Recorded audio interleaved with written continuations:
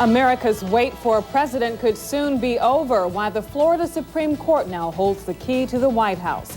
Plus, the ballots are in on this year's Great American Toy Test. Which toys made the grade with kids around the country? Find out next. Think first. Think fast. Think Central Indiana's #1 primetime newscast. Fox 59 News at 10.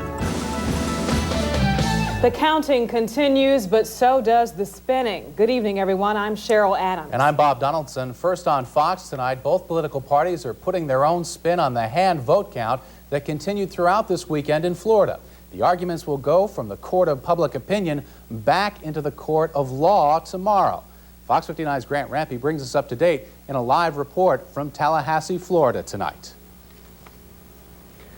Well, the lawyers for both sides haven't walked into Florida Supreme Court yet, but technically their legal showdown is already underway. We understand the justices have been looking over their arguments. Tomorrow, the lawyers will make them in person with the whole world watching. This is where Republicans will argue that Secretary of State Katherine Harris has the right to ignore the results of recounts because they're late and they're unfair. They'll also say the nation shouldn't be left on hold. The dogs of war have been unleashed in Florida, and that's what happens when you deviate from the rule of law. Democrats will argue there's no rush. The will of the voters should be heard, and that Harris should have extended the deadline for counties to amend their returns. Al Gore and I want everybody who voted to have the maximum chance to have their vote counted. For the candidates, there's little to do. Both took time out for a jog today. Both took their wives to church. Neither fired a shot in the ongoing public relations battle. As for the court battle, it starts tomorrow.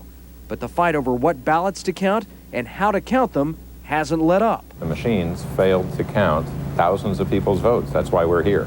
This process is under the most intense scrutiny imaginable. But Republicans ask, were too many military overseas ballots, which might go for them, excluded?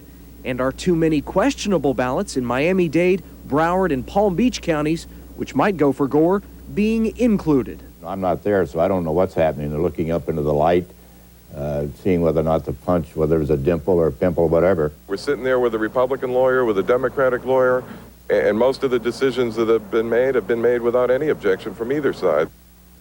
As for tomorrow's hearing, each side will get an hour to make its argument, beginning with the Democrats at 2 o'clock. Katherine Harris had been asking for her own time to speak. The court has turned her down. Live in Tallahassee, Grant Rampey, back to you. All right, Grant, we'll look forward to your report tomorrow. Meanwhile, the wait for